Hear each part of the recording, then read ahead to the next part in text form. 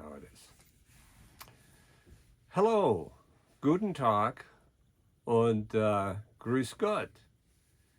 Today is Sunday, October 29th, 2023, and I'm ready to do another informative video, and that's just my opinion.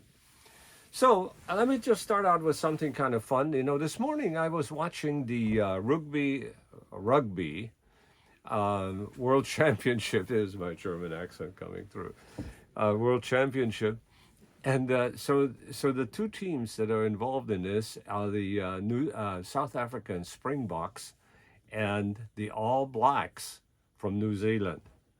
And the All Blacks, are primarily white, which is kind of interesting, So, and of course, South Africa does have some black players in it. But evidently, these are the two teams that are the very best that have risen to the top of the rugby world. And they were playing, and I was just informed, that the game is actually over, and the champions are the Springboks by 1 point, evidently, 11 to 12, which is really interesting. But, the fascinating thing about New Zealand is that, before they go into a game like this, of course, they do the Maori haka. And they have their own version of it, and it's really kind of cool to watch this because it really pumps these guys up, and they're sticking out their tongues, and it's just really wonderful to watch. So that's what happened today. Of course, in the news, there are all kinds of other things going on. The Israel and Hamas conflict is still going on. And what really happened here since I did the last video is that a rocket hit a Hamas hospital, or a Palestinian hospital. I'm not sure how many Hamas were in there, but anyway, a rocket hit a hospital, and I think some 400 fatalities happened, and maybe 300 and something. But anyway, that event really hit the world hard because, Hamas said, well, it was an Israeli attack, that hit that hospital because, they also destroyed our mosque, and they're hitting us wherever they can, and they don't care about the people. And, I'm not sure what all the narrative is, but I tell you what, it's all really, really bad. And, just to add some information to what I said about that particular conflict last time is,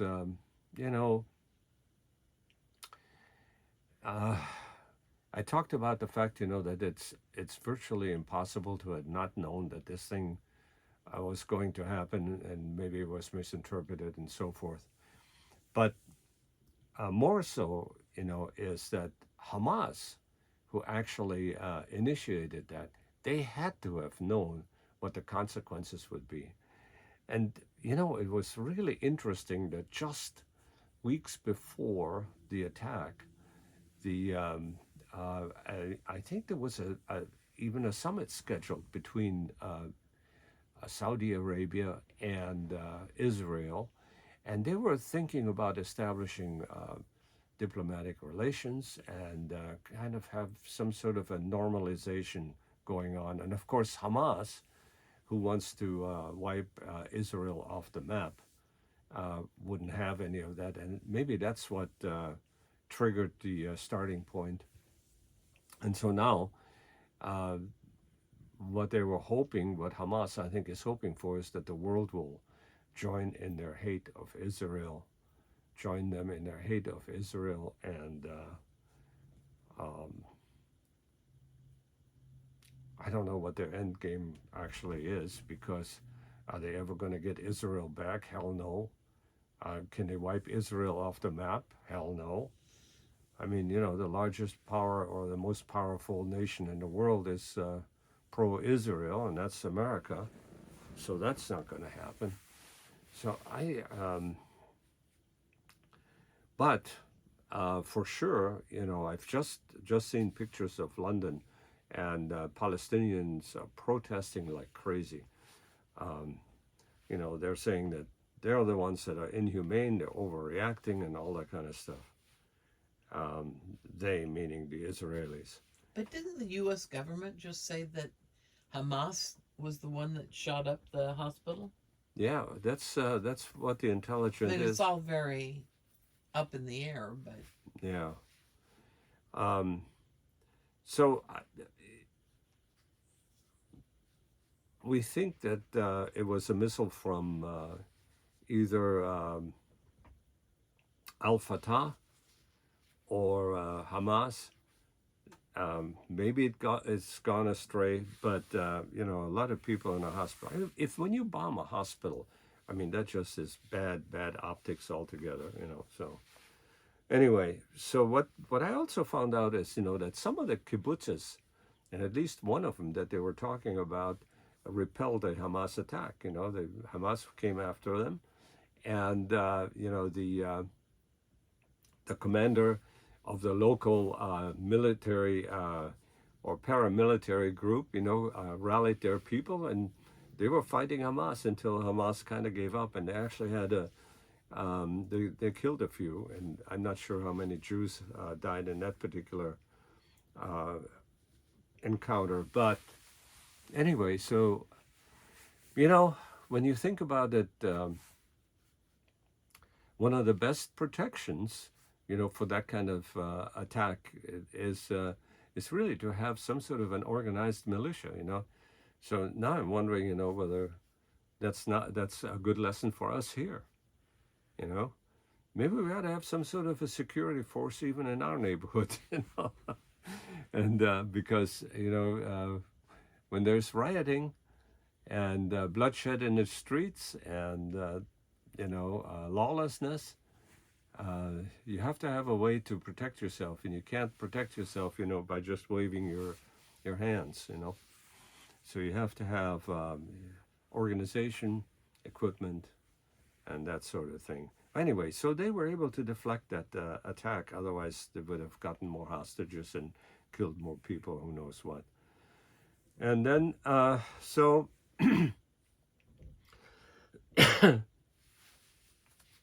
the ground offensive by Israelis is now getting stronger, and I mean, the Israelis really do want to wipe out Hamas, and because over the years, the Hamas had attacked Israel or with suicide bombers or something, then the Israelis go in and bomb a few things, and nothing really changed a whole lot, because the Hamas reconstituted and did it again. But now they have a really powerful ally, and the powerful ally is actually Iran. And so we now know that Hamas fighters were training in Iran, and Iran had a lot to do with this. And one of the terrorist arms, Hezbollah, is also financed by Iran. And all they have to do is take an American hostage or so, and then we'd release more money to them. So they can always finance more trouble in the world. Anyway, so much for the negative stuff around. Well, maybe one more negative stuff, and that is the main shooter. So here's what happened. This guy, a Marine and a weapons instructor, went on a rampage, and he killed, I think, some 20 people in Maine in 3 different locations, and ultimately killed himself, and they found him dead. But in the meantime, of course, what are you going to do? What does this mean? How can we prevent some sort of a tragedy like this? Take all guns away from citizens, or If there are no guns, then there are no shootings. I mean, this is definitely one of the theories that's being touted out there.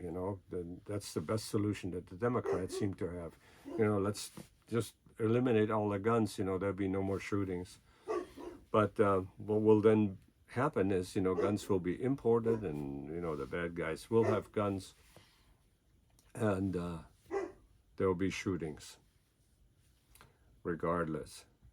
Except, the good people won't be able to protect themselves, because let's face it, that now and then an armed citizen has prevented a real disaster.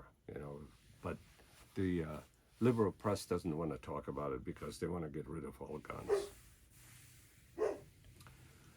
And another one, those interesting things that has happened is, FTX, I've talked about that before. Sam Bankman-Fried, the founder of FTX, is now on trial. And you know what he does? He says, well, I didn't defraud anybody. I didn't do anything wrong, because everything that I did is I ran past the lawyers, and the lawyers approved it.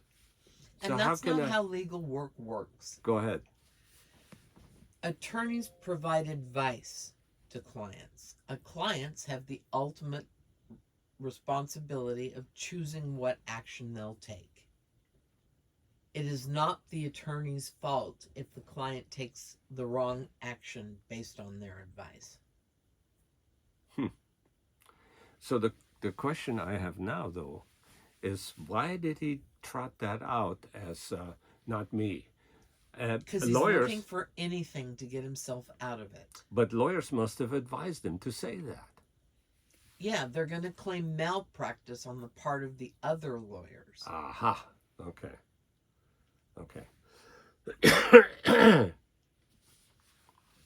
So if a lawyer gives you the wrong advice, you're responsible for the action as a result of that wrong advice. Right. However, you have recourse by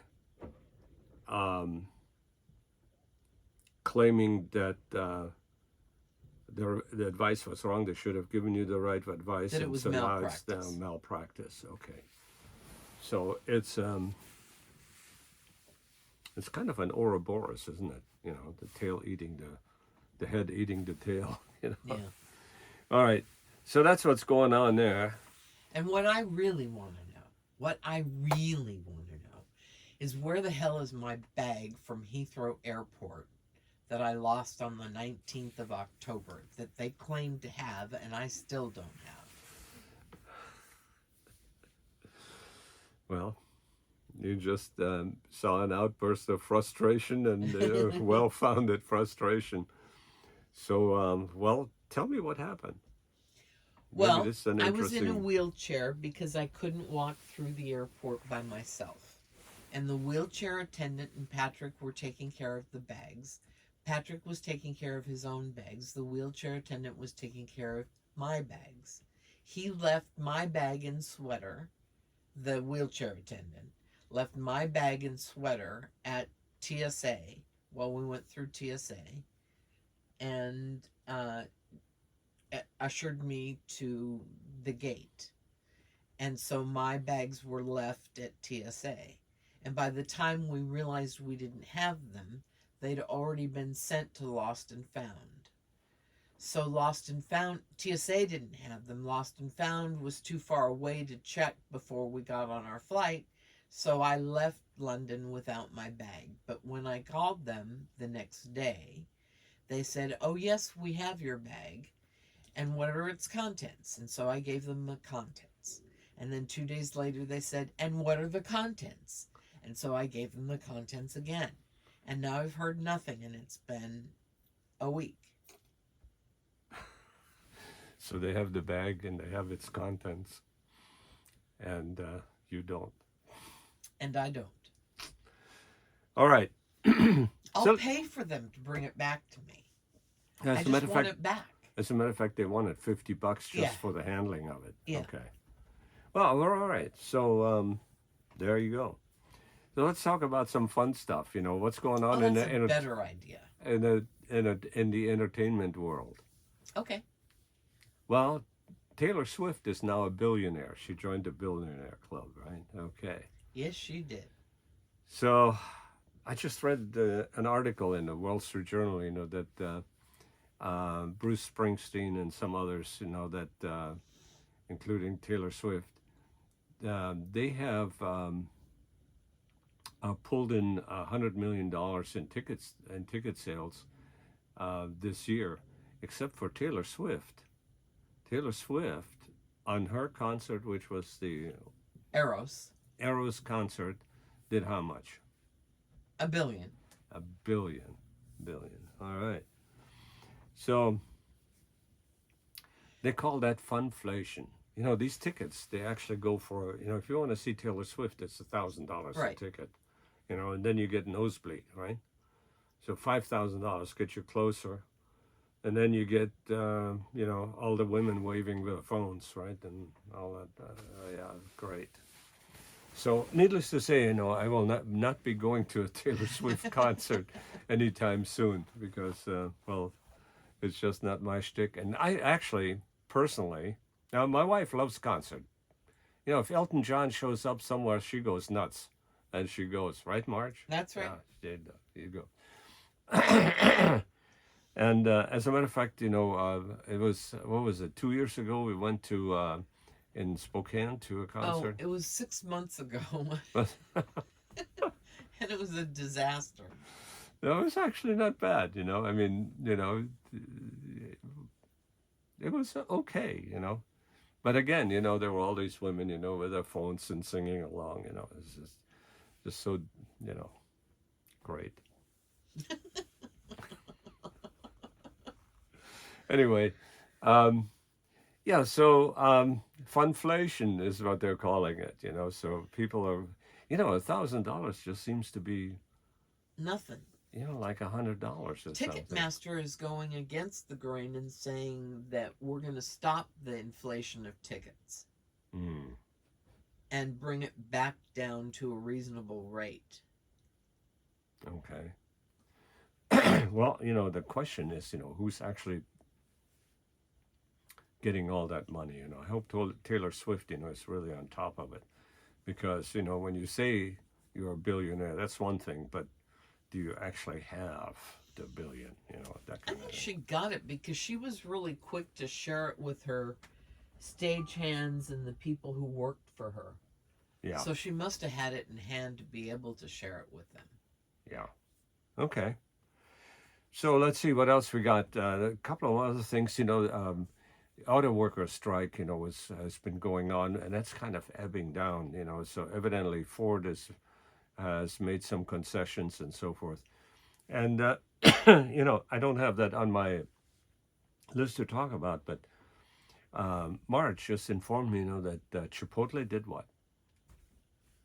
Oh, Chipotle raised their prices of their fees because minimum wage went up.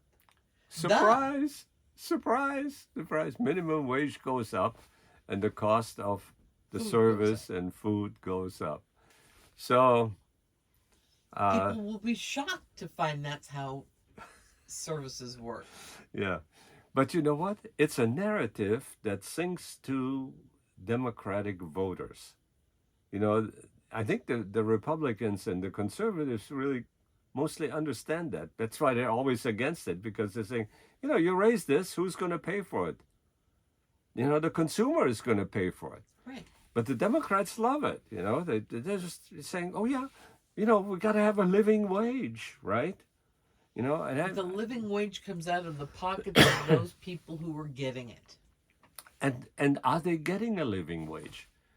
They're not really getting one because now they have to pay more. Anyway, I think this is really a No, but it's contemporaneous. right on. Yeah. Well, You're right on the money, Dad. all right. Well, Republicans finally have a speaker. Jesus, what a fiasco that was. I mean, this is like speaker number 3, and it's finally stuck. Mike Johnson, you know, from Missouri, evidently is the guy. and you know, he looks okay. You know, it's you know, maybe that'll work.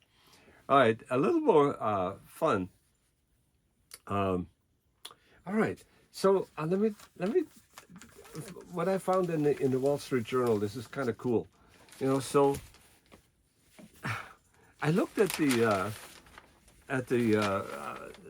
front page, and it said something like, "Huh, oh, I think we got a visit by our pooch." He's hearing the tree rub Yeah, on the house. it says it says the world's coolest ditch digging job is up for grabs. And let me tell you, uh, when I worked for the Edison Company, you know, and at Mojave, and of course we had a ditch witch, you know. So if you needed a trench dug, you know, then you use the ditch witch, and that's really a good way to go. And so a ditch witch is kind of like a high-powered lawnmower, you know. It's got a, you know, some buckets, you know, in the front, you know, and kind of digs, and it works really well. So you can lay cable, you can do all kinds of stuff. Well, this guy has a ditch witch, and I'm going to show a picture of it here because this is something to see. This is an 850 horsepower ditch witch. Here it is. There it is, the ditch witch. Anyway, so this ditch witch can dig a ditch 100 feet long in a minute. Okay. So anyway, so now there's a competition for this. You know that somebody will probably come along with 1,000 horsepower ditch witch. Anyway, this is kind of fun. But talking about witches, well, you know, we're heading for Halloween, right? Okay, so we're heading for Halloween, and where do you think that Halloween is the biggest deal in the world? You know, or at least our world? That would be Salem, right? Salem, Massachusetts. You know, this town of 44,000 or some residents, around Halloween gets about 1 million visitors. Okay, so people can't even use their cars. You know, they have to. There's a story in there. You know, we went to go shopping. You know, for groceries. So it started to rain, and we had paper bags. You know, we had to walk a mile, you know, without paper bags and get the groceries home. So, so it's a kind of a pain in the ass, but you know, of course, it's a boom to the economy, or at least part of the economy in Salem, Massachusetts, because of the notoriety from the witch trials, of course. You know, that happened like a couple of 100 years ago. You know, so but it's a big deal. But you know, I remember Marge and I visiting when what in the 80s. Yeah, It, something it like wasn't. that. We visited Michael there. Yeah, there wasn't anything big going on. I mean, we saw I don't know what we saw there. We saw Probably the a plaque or something. yeah, You know, that you know the and we went to a witch's store. yeah, there is that. But you know, there weren't 1 million visitors there. No, Did you see what he did? Mm. He just gnawed on on the chair foot. bad doggy. A dog is visiting. That's why what's going on here. Anyway, so yeah, here's a picture of the visitors. I don't know whether you Wow, can see this, but it is immense, you know. So all it's a kinds lot of of witches people. show up, you know, and they're all I don't know. It's a little bit like Stonehenge, you know, during the solstice, you know. Anyway, I think we had a lot of fun. What do you think? I think so. All right. In that case, I bid you farewell. Auf Wiedersehen. And Servus.